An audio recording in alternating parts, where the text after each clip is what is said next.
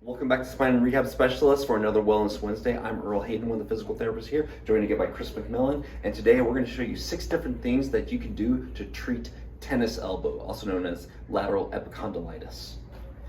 All right, so we've got different things we're going to do. So one of the things you definitely want to try to do is restore the ability for these muscles to stretch, okay? So what Chris here is going to use is this fun tool called the stick, or you can have a little roller or even like a rolling pin, whatever you have at home. And he's just going to go across all these forearm muscles right over here, because these muscles tend to get a little bit tight. So he's just going to work through that, and that's just to help these muscles get ready to move and stretch, and also decrease a bit of the pain that we can get with these sports.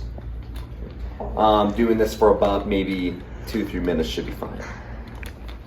All right, after we've used the roller to kind of get the muscles ready to move, then we can go about maybe doing a little bit of direct stretching to them. So right here, Chris is going to be stretching out the flexors, or these muscles right here on the middle part of the forearm. So he's going to be trying to get the heel of his palm down, kind of leaning back if he needs to. The key here is the fingers are pointing back. So that's going to stretch this side, about 20 to 30 seconds should be good. Then if we want to get the other side, then we can turn the palm down the other way, so the palm is facing up. Fingers are still pointing back. He's going to get a wicked stretch right through here, and this is the area that tends to get really irritated with this condition. Again, 20-30 seconds should be good. After we've kind of gotten the muscles kind of loosened up and ready to go, then we want to make sure they can accept some kind of load. So what Chris here is going to do, he's going to work on training these muscles over here again. So we got a little dumbbell right here. This is about 3 pounds. It doesn't take a lot of weight. And we have this little brace right here just to kind of prop up his elbow. So he's just going through this motion. I don't really have a set amount of repetitions. High reps is ideal because these muscles are made for endurance. So 20-30 seconds, or you can just put on a timer and go at it. You shouldn't have pain with this. You just get a nice burning sensation with there, letting you know that your muscles are working and that your body's alive. So now that we will also, besides just working these planes of motions, we want to make sure we can actually rotate a bit and have good motion if we're get control over that racket. So we're going to give Chris this weighted bar right here. It doesn't take much. So he's just going to keep that arm propped in by his side, and he's going to go through some pronation or supination motions. Turn that palm up and down nice and smooth. The closer you're holding the bar to the middle, the easier it is. If it becomes too easy, you can shift the bar up or down, and that will add more load. You can give them a little assistance. You can also hold on to the end right there to kind of control that. Trying to go through a nice deep stretch and just loading up those tissues again. About maybe 10 to 20 reps should be good for most people.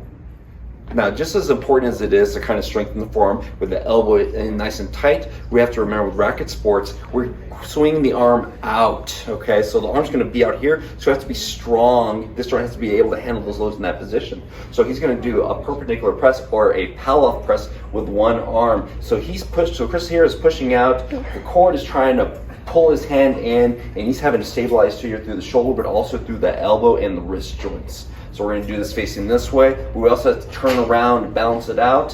So go ahead and turn around, Chris. So he's going to have to do this facing the other way. So now he's working the outside edge of the shoulder over here, working on the outer edge, the outside of the elbow here, and also these muscles that help extend out the wrist. So we're just working on that stability, making sure again he can handle load. So the last thing we're going to do, besides doing direct exercises for the elbow and the arm, is you want to make sure the whole body is working good. Harry's going to go over this more in more detail tomorrow, but we want to make sure the whole body can rotate, because that's what we do when we play tennis or any of these racket sports. So what we're going to do here, Chris is going to lay down his side. We're using this foam roll. So this is going to go right over here. Top leg is going to go on top of the roll. He's going to be squeezing down, arms in front. And from here, he's squeezing the shoulder blades back, rotating that trunk around, trying to bring that shoulder blade down to the table, not bringing the arm down, bringing the shoulder blade. So we have to rotate through that trunk. Squeezing down on that roll to make sure the hips stay still, so all the motion is coming through here. You could do maybe like 20-30 reps per side just to balance that out. So those are 6 different things you can do to treat tennis elbow or lateral epicondylitis. Again, if you're having any pain with any of these exercises, or you're still having issues after trying some of these things, then come check us out. We can do a quick assessment or do a free consultation, try to see if physical therapy is going to be the best thing for you. So join us back next week, as always, every Wellness Wednesday for a new set of exercises, and join us on Thursday, on our Thirsty for Knowledge Thursdays with our owner and leader, Harry Koster. He's going to go over all this stuff in more detail. So everything we review on Wednesday, he's going to dissect it down and help you all learn more information and keep you all moving.